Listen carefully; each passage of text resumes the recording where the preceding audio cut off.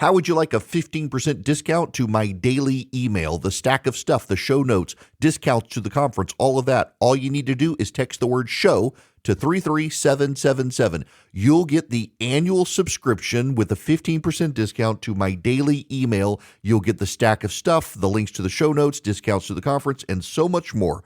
All you have to do is text the word show, SHOW, to 33777. Text show to 33777.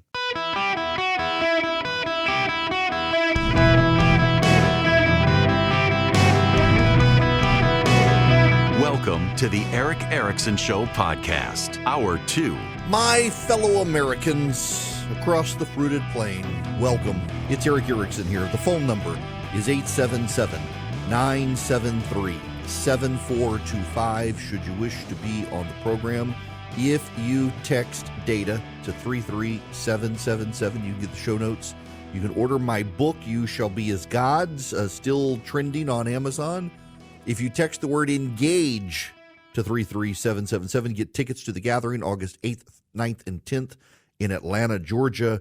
We're going to have to close off ticket sales here in a couple weeks. If you use the discount code YR for Young Professionals, Young Republicans, you get a massive discount to the conference. Glad to have you with me. There is breaking news that I have to deal with right now out of the gate. Federal authorities have charged the head of an East European neo-Nazi group.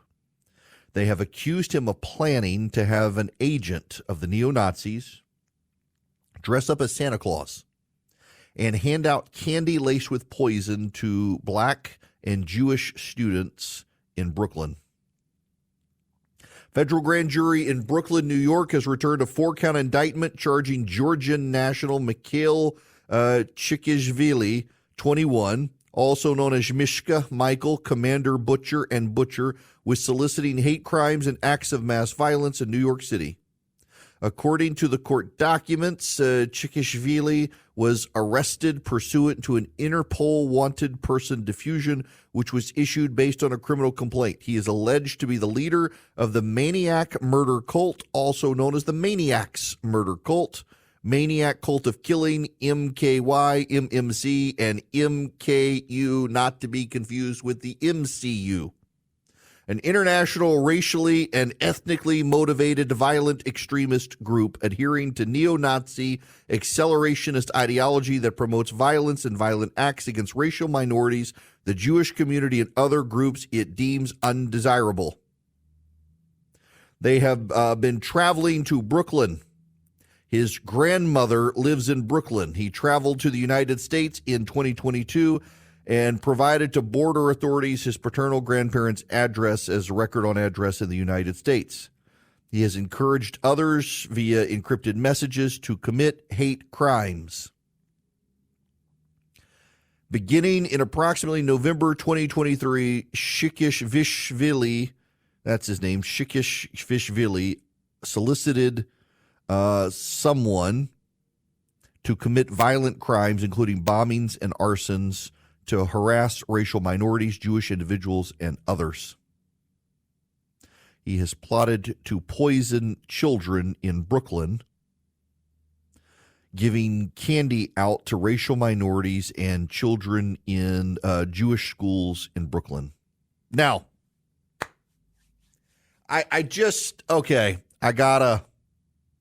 this is a horrible story, and I have to laugh at it just a little bit.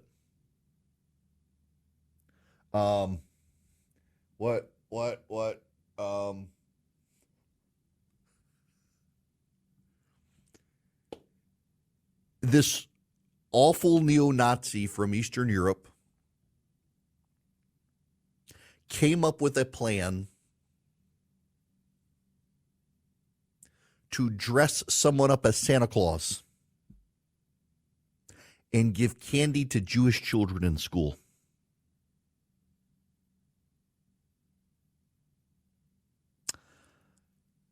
Does he not know Jews don't celebrate Christmas? Now, the details. He drafted step-by-step instructions to carry out the scheme and shared with an individual detailed manuals on creating and mixing lethal poisons and gases.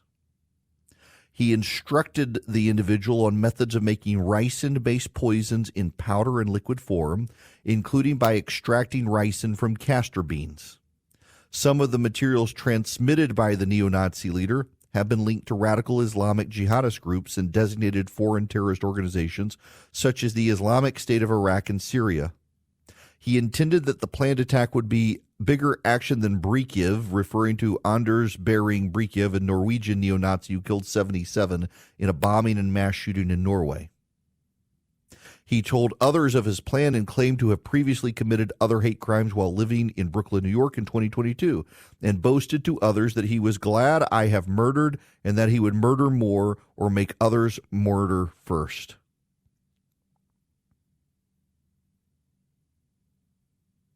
He wanted to plan this mass casualty event to take place on New Year's Eve with the detonation of Molotov cocktails and others. And then this individual to dress up as Santa Claus and hand out poisoned candy to racial minorities and children in Jewish schools in Brooklyn. Now, the Santa Claus in Jewish schools in Brooklyn thing, also, they would be probably on winter break then, even if they don't celebrate Christmas. Guy doesn't have much of a clue. But this is a real thing. Now, I need to use this to talk about the attempted assassination of Donald Trump. We can talk about this sounds like a scheme out of a Batman villain. We can talk about the absurdity of trying to send someone dressed as Santa Claus into a Jewish school at Christmas time to hand them out poisoned candy. But the larger issue is this, and I want to read you again from part of the statement from federal authorities. He told others of his plan and claimed to have previously committed other hate crimes while living in Brooklyn, New York in 2022.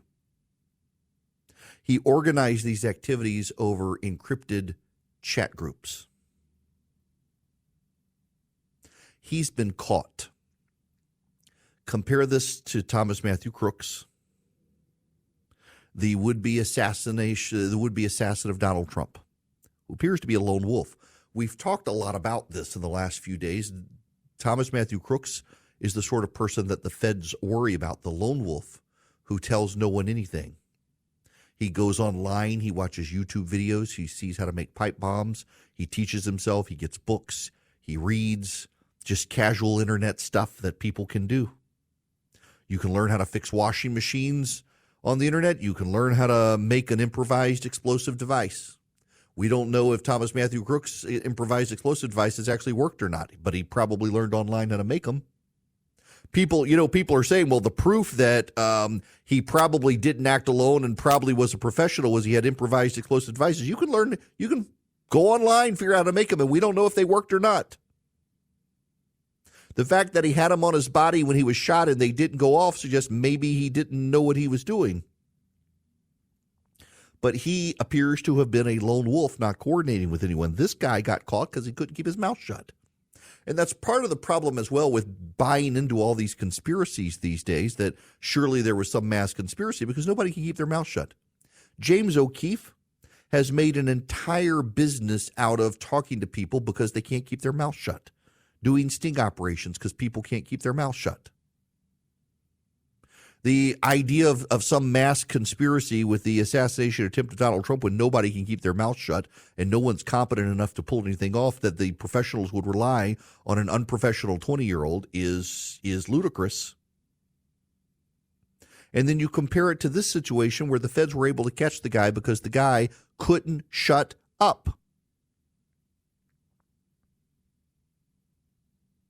The defendant, when questioned about a third party he wanted to kill people joining his group, said, well, yes, I asked people for brutal beatings, arsons, explosions, or murder videos on camera.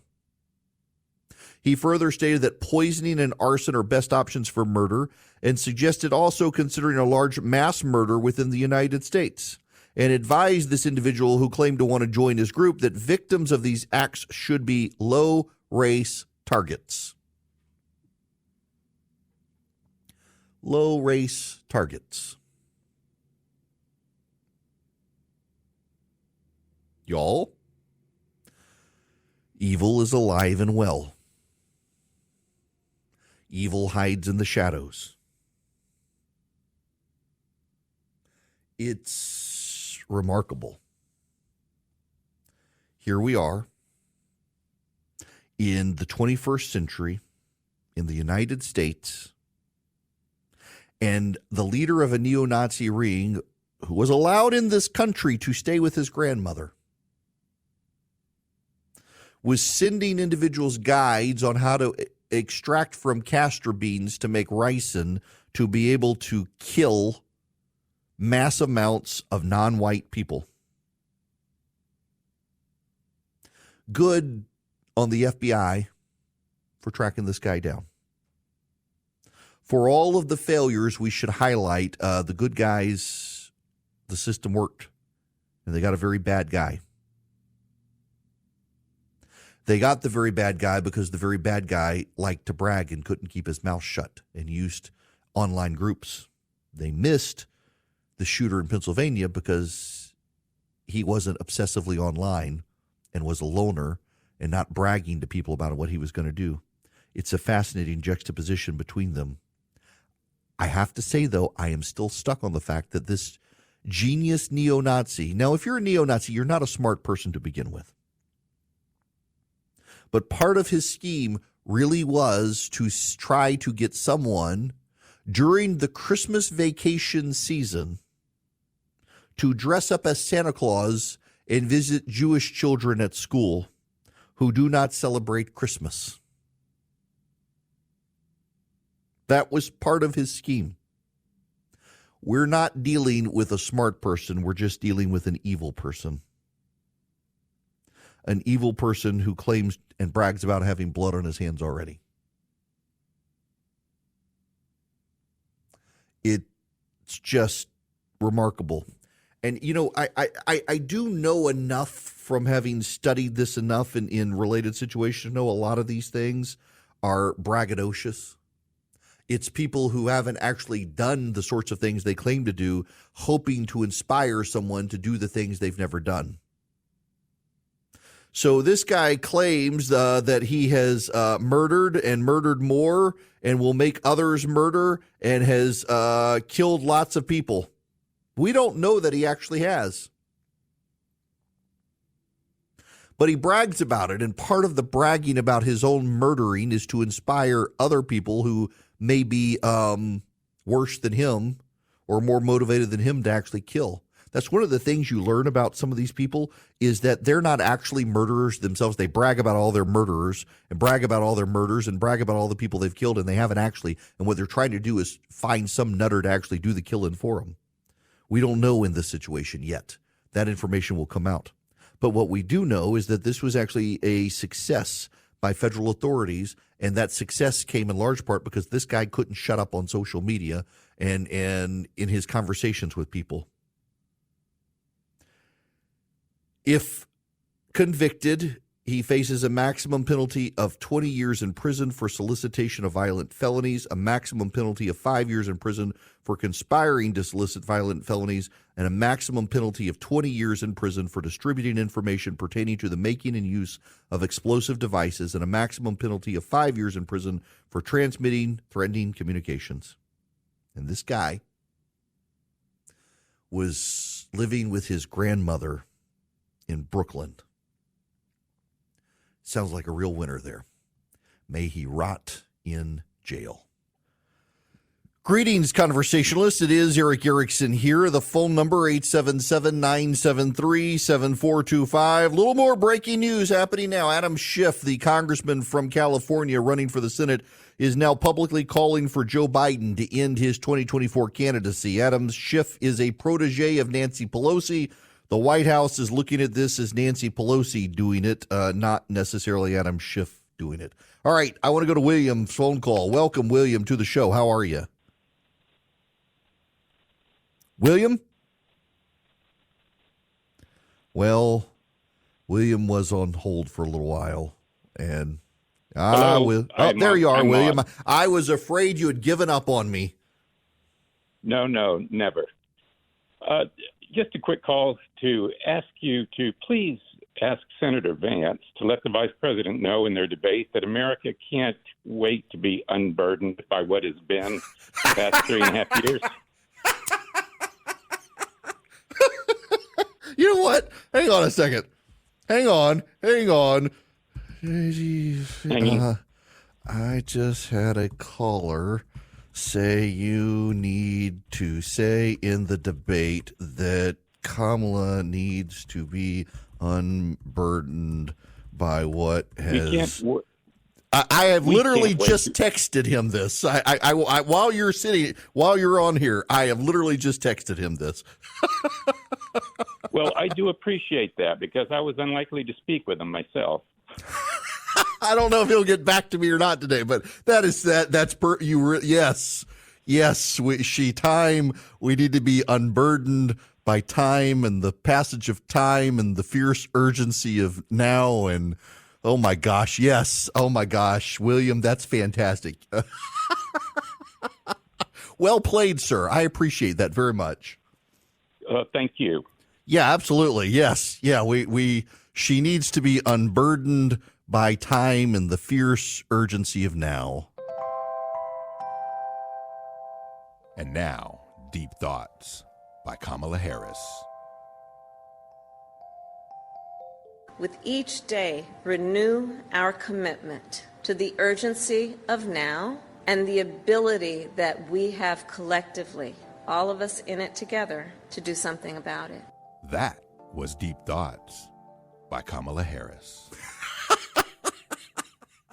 Yeah, now he's gonna have to. He's absolutely gonna have to do something like that. He just is. All right, look, we got to move on. I'm behind now with all the breaking news that's been happening. But before I go anywhere, I got to tell you, Americans for Prosperity is trying to raise the grassroots conservative activists around the country. They're the largest and leading grassroots organization in the country. I've actually now partnered with them with the activism platform that we use for the show, and it will be coming online here shortly. Americans for Prosperity, they advocate for common sense conservative solutions for families, for school choice. They want you involved, and they want you to find out more. If you go to americansforprosperity.org today, you can sign up with them. They've got chapters in almost every state now. They've been growing rapidly, and what they do is they mobilize the grassroots to do door-knocking campaigns, to help people get registered to vote, to help do absentee ballot projects, all of these sorts of things on the ground. Americans for Prosperity does, and they do very well. And then they also leverage conservative activists to support school choice, to support a pro-family agenda, to support small businesses. All of that they do. Americans for Prosperity. You find out more at americansforprosperity.org. americansforprosperity.org. Go sign up with them. They've got chapters in every state, and they would love to have you involved in your local chapter, getting involved, becoming a more effective activist around the country. americansforprosperity.org. Welcome. It's Eric Erickson here across the nation. The phone number, 877-973-7425. Should you wish to be on the program, I am delighted to have you, but now I'm going to talk instead of you. Now, by the way, I got to say, Trent and Tulsa, if you're listening, the number of people who have texted and said, before I can talk about a topic now, I better run it past Trent and make sure it's going to play well with the low IQ segment of the audience. Oh, poor Trent. All right, we got to begin. Last night was an interesting night with the Republican National Convention in that Nikki Haley and Ron DeSantis were there to speak, among others. What I find very interesting is the way MSNBC, of course, would spin this is what a humiliating thing for them to have to come, grovel to Donald Trump, et cetera, et cetera, et cetera. Never mind Kamala Harris and the things Kamala Harris said, or J.D. Vance, all the things J.D. Vance said about Donald Trump. Kamala Harris accused Joe Biden of being a racist sexual assaulter. Kamala Harris went after Joe Biden. In fact, there are media reports out that one of the reasons Jill Biden does not want Joe Biden to step out of the race is that she still holds a grudge against Kamala Harris and does not like her for all the nasty things she said about Joe Biden on the campaign stage. We'll get into that later because there's a bigger story there. But I want to begin with Mike Johnson from last night. But by the radical left. As President Trump raised his fist and gave a rally cry on Saturday, now is our time to fight, and we will.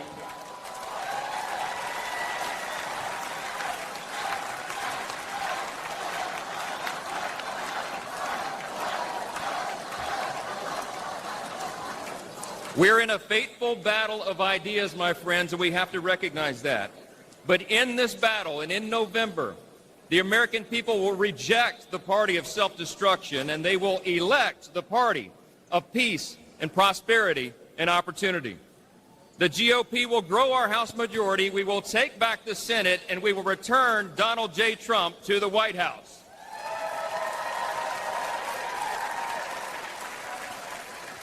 And standing arm in arm, we will make America safe again.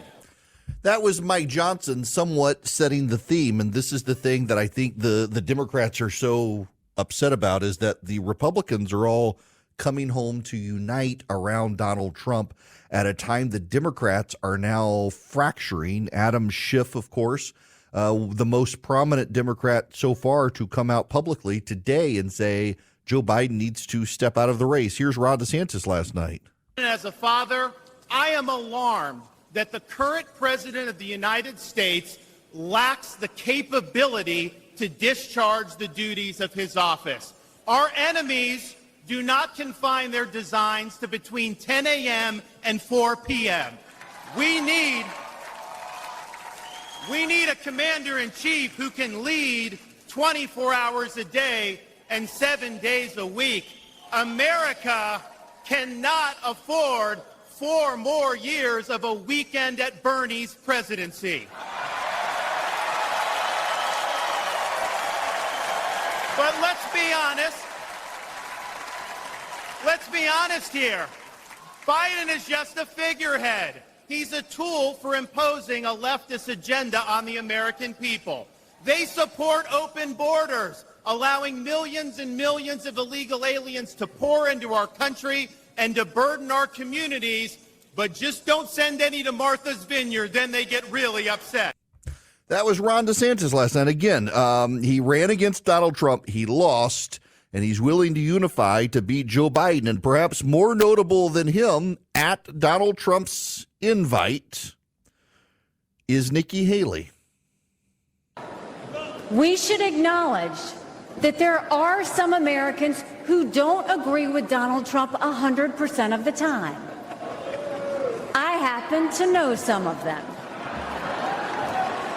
And I want to speak to them tonight.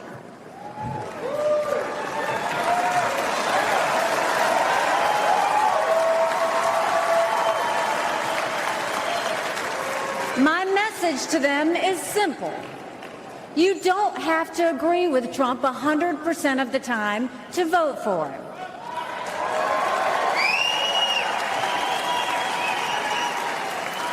Take it from me, I haven't always agreed with President Trump. But we agree more often than we disagree.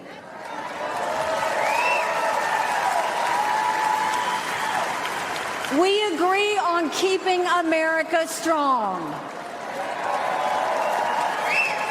We agree on keeping America safe. And we agree that Democrats have moved so far to the left that they're putting our freedoms in danger. I'm here tonight because we have a country to save. And a unified Republican Party is essential for saving her.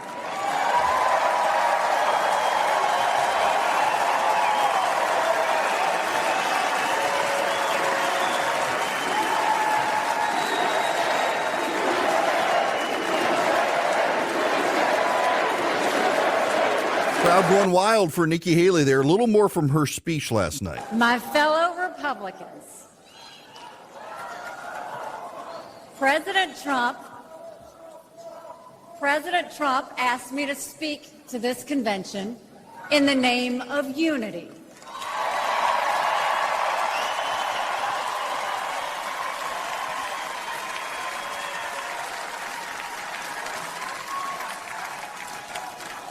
It was a gracious invitation, and I was happy to accept.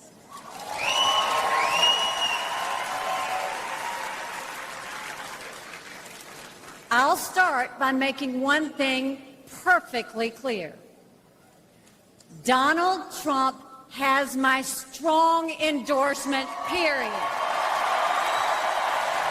Yeah, the media didn't like that. So here's the point of playing these, particularly Nikki Haley's, because she was the last woman standing in the Republican primary. She released her delegates to vote for Donald Trump, and again yesterday urged her delegates to support Donald Trump for unanimity. She did so on Monday with the roll call as well, which they did. The Republicans are coming home. Now, there's something else going on here, too, that I want to point out before I play any more of this. Donald Trump, by picking J.D. Vance, is doubling down on his base, MAGA, America First. If there are a lot of stories today about conservatives, small government guys, free market guys being left by the side, and I actually think that's a fair statement. There are some questioning, do they have a home? But most of them are where Nikki Haley is. We got a home here. We got to share the stage. Conservatives had been in charge. Now the populists are in charge. We got to share the stage. And I think both the populists and the conservatives have to be very careful. For the longest time, the conservatives ran the Republican Party and the populists were in the party. The populists are now running the party, and the conservatives are in the party. The conservatives and the populists have to find a way to march together because you need both to win. Some of the populists, as in the past some conservatives have operated, in a way that, shut up, we're in charge, we need your vote, otherwise stay on the sideline. There are some progressives, some populists now, who are treating conservatives like that it's our party now. Who cares what you think? They risk alienating conservatives whose votes they need in the same way conservatives in the past have alienated populists and lost. Hello, Mitt Romney, John McCain. You have to have that balance there. Both sides have to thread the needle, and what you saw last night on stage was both sides of the party, the more globalist Republican Party, the traditional conservative branch of the party, the populist branch of the party, all coming together saying, we're in this to win it against Joe Biden. We can hammer out our differences after the election, but we have to win. It's a wise decision to have them on stage. Tonight's all about J.D. Vance. Last night was all about the Republican Party. Thursday night will be about Donald Trump. On Friday, we'll have a lot of audio from Donald Trump's speech, I'm sure, to play. But the conservatives are coming home.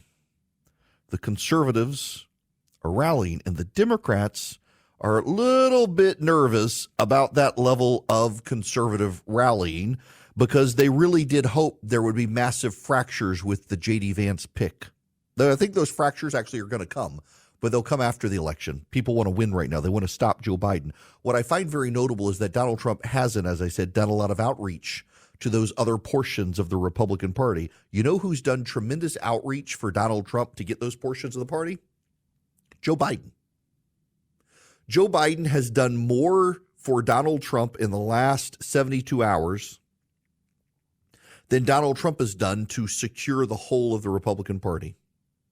Donald Trump picked J.D. Vance, which doubles down on the MAGA agenda. It doesn't build bridges inside the party, and it doesn't expand the coalition. It locks down his legacy. Joe Biden has announced that he does want to pack the Supreme Court. He does want to term limit members of the Supreme Court based on age, kind of rich given his age.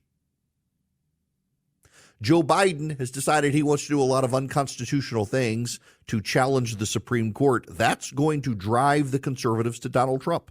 And the people who are thinking I may sit on the sideline, some of them will, but most of them will say, nah, we got to stop Joe Biden now. He's attacking the last functioning branch of government. Joe Biden has, in the last 48 hours, come out in favor of rent control. There's a great quote from a socialist economist, Assar Lindbeck, a fellow Swede. Assar Lindbeck was a socialist economist who said this: in many cases, rent control appears to be the most efficient technique presently known to destroy a city, except for bombing. In many cases, rent control appears to be the most efficient technique presently known to destroy a city, except for bombing. Joe Biden has now come out for rent control, saying he wants to pass a law that will cap rents at 5%. The way he says he's going to do this will be to alter the tax code so that any employer who refuses to go along with it will pay higher taxes to incentivize them to a 5% rent control, to make it constitutional. Joe Biden has done more outreach for Donald Trump with conservatives. Joe Biden is playing into Donald Trump's hand. By trying to spare himself and keep his nomination, he's driving the election and a lot of independents to Donald Trump. We just came through COVID, where landlords were getting foreclosed upon because they weren't getting rent to pay for their houses, and people took up squatting in houses and refused to get out of them. And now Joe Biden wants to burden landlords further with a 5% increase in rent only, exclusively. That's the ceiling. Destroy cities. It'll exacerbate the housing crisis. It'll make it worse for homeless people trying to get houses. He doesn't care. It's what the progressive base wants. And that's going to drive people to Donald Trump. More than anything Donald Trump can do to drive people to him, Joe Biden is helping him. And last night, you had all the wings of the Republican Party on stage in Milwaukee saying, we can have these discussions after the election. Right now, we've got to support Donald Trump. We've got to stop Joe Biden. Nikki Haley, Ron DeSantis, they all have a vision for the future of the party, and they'll argue about it after the election. I want to tell you about the vision for your technology with Vision Computers. Vision Computers can help you build computers for your home or your office. They can save you money, get you what you need, and they'll get their 5-star world-class customer support with those computers. All you do is call 404-COMPUTE, 404-COMPUTE, anywhere nationwide. You know, we're now on in Oklahoma City. We're now on Grand Forks, North Dakota. We're now on in Sacramento, California, around the country. And all of you listening in any market we're on, those of you up in Connecticut right now, you can call Vision Computers at 404-COMPUTE as well. They'll build computers for your home or your office. If you've already got a computer but you need tech support, they will become your tech support. 15 seconds or less, you'll get the answer to what you need. All you got to do is call Vision Computers at 404-COMPUTE. 404-COMPUTE. Tell them I sent you. You get an even better deal. Look, y'all, if you've got a computer and you've got problems, you've got questions, you're not quite sure, you got a grandparent who's got a computer, or you've got a business and you can't afford in-house IT, Vision Computers for just $179 per computer per year. By the way, $179 a year. That's it. They can be your tech support solution. They can be your IT solution. Call them at 404-COMPUTE. Tell them I sent you. You get an even better deal. 404-COMPUTE or visioncomputers.com. And in 15 seconds or less, your tech support needs can be met. Hello there. Welcome. It is Eric Erickson here. The phone number is 877-973-7425. Omega, you're going to be up next. Welcome to the show. How are you? How are you doing? I just have two things. Okay. One is, why has the head of the Secret Service not visited the site? Why has she not been up on that building? Why has she not walked it? Why has she not seen it for herself? And the other thing is, the Democrats are like, did you see the scene in Moby Dick where the captain of the ship was kind of tied to Moby Dick and they were following? That's the way the Democrats are following Biden. Is there one? Well, you know, okay. I gotta be honest here. I don't know who's whiter, Moby Dick, Joe Biden, or me. I mean, I put on white socks and they disappear. It's like camouflage. My skin's so white. But yeah, Joe Biden is definitely their white whale. I love that comparison. I love that. And they are tangled in the lines and can't get out. They're following him. They know they're going to destruction, but they're just like they followed Moby Dick. They're following him. They can't help it.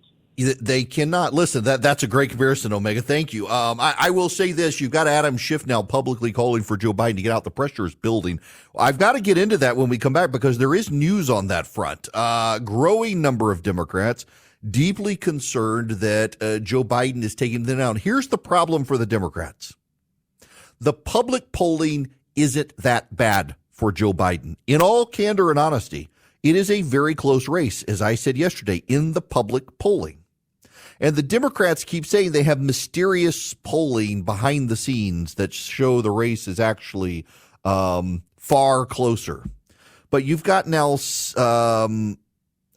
Fox, Trump up 1, NPR, Biden up 2, Morning Consult, Trump up 2, Forbes Harris, Trump up 2, Reuters, Ipsos, Trump up 2. So Trump up about 2 points if Joe Biden has a better ground game because Republicans outsourced to Charlie Kirk and that ground game is garbage.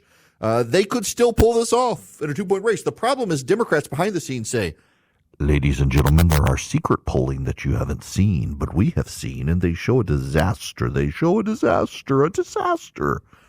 We'll see if that's true or not. The Joe Biden team we know just put polling in the field in the 7 battleground states. We'll see what their polling comes back with.